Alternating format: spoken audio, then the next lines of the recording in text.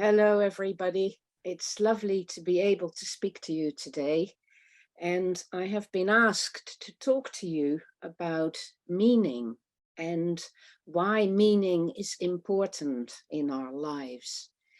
Well, I think it is absolutely vital because the way in which our societies have gone all around the world is that we have become taken over by the industrial society that has reduced us to being consumers and to being obedient to the values that oppress us in so many ways and that make our lives seem meaningless because we have gotten out of touch with the privilege of being alive and being a person and being able to find a valuable way to live our lives and to make something of ourselves and our abilities.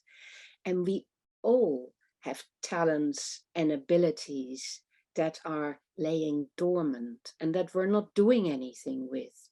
And we're all getting shocked by world events and by difficulties that happen in our lives. And it is so very easy to become overrun by that and taken over by it and to lose more and more track of the things that truly matter. So what is it that truly matters? Well, so many things that we're losing track of. And I always like to bear in mind that fourfold structure that helps me ground myself.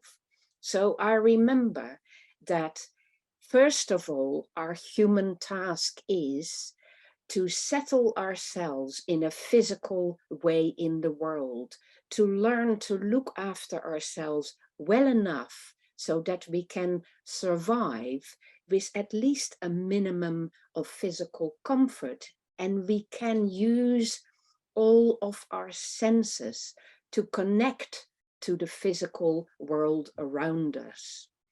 And that physical world should be very much about the natural world, because if we let ourselves be confined in just the human build-up world, it's very easy to lose track of our meaning in the world. But when we go out there and we look at the sky, be it in the daytime or be it at night, and we breathe the air deeply, and we walk amongst the trees or by the sea or the ocean or a lake or any other form of natural environment, we are immediately reminded of how all of that fits together and is there for us to enjoy and open ourselves up and work in harmony with nature to achieve something in the world. Be it only the fact that we use our bodies to good effect and enjoy that exercise, enjoy that aliveness. So that's number one. And, you know, every day we get out of touch with our own bodies. We get out of touch with our breath. We get out of touch with our digestion. We get out of touch with our muscle power, with our heartbeat, with all those miracles that are at our disposal.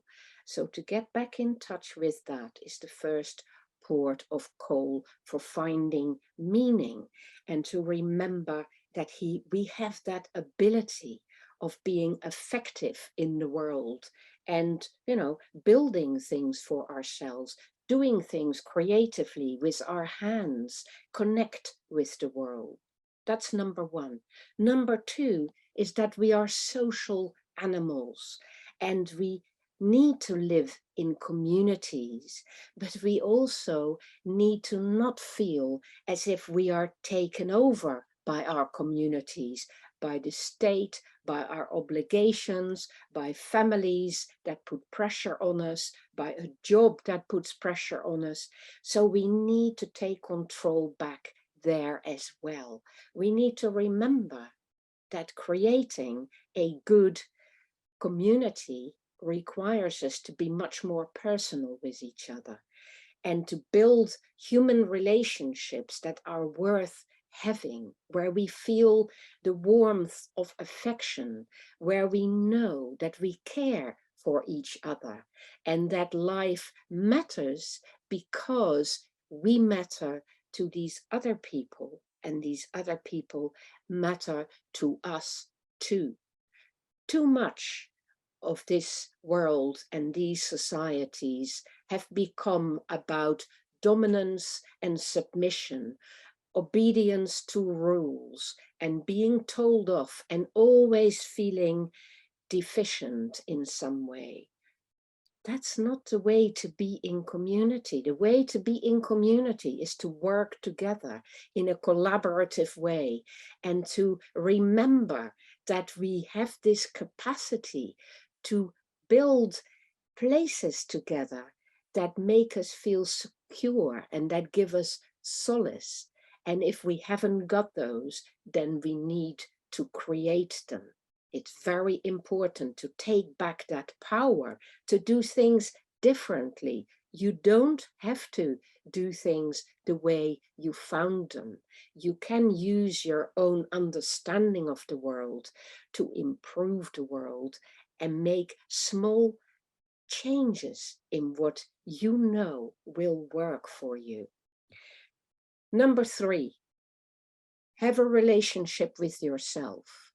We can only really start doing that when we are able to be free in the way we are with our bodies in a physical environment, and we learn to enjoy that, and we have created a sense of working well with other people too.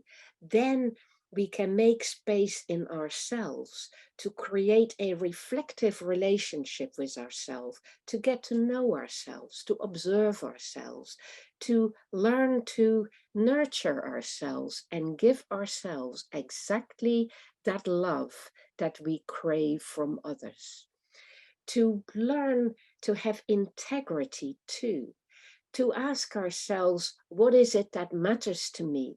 And to sift everything we do and think and feel through that filter of whether what I'm going to choose to do, how I feel about things, whether that is in line with how I believe things are right in the world, and whether I can be at one with what I do in the world.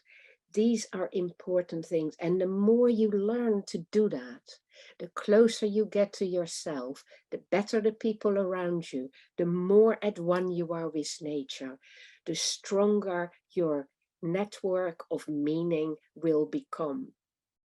And then, but only then really, will you see that there is this whole other dimension to meaning, which is the dimension that our religions usually hold.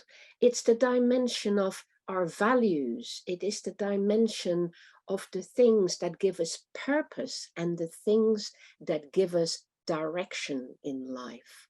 Once we understand that we have a sense of being able to do things differently, and we can have this authority to make the world a better place, we begin to realize that that network of meaning we create goes way beyond us. It links to the whole of the universe, to what is true in an infinite way, as well in this very finite way of that little world we live in every day. And when we start to connect up what is finite to what is infinite, and we see that we are like a light, like a focal point in this big world, where we can allow the good values to come to light, we begin to realize that each of us is capable of establishing this value-laden good life that is possible for every human being. So that is a lifelong task. But once you begin to realize that you can actually do this, you get an amazing sense of exhilaration.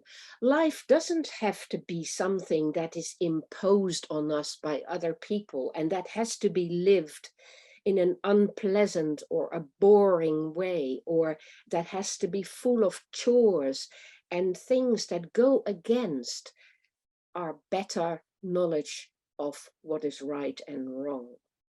Life can be a lifelong path towards a life that is meaningful and that will allow us to fulfill our human abilities. And each of us have different human abilities, and each of us is essential to the task of the whole of humanity, learning to live in this meaningful way rather than in this perfunctory way where we're just going along with what we have been told.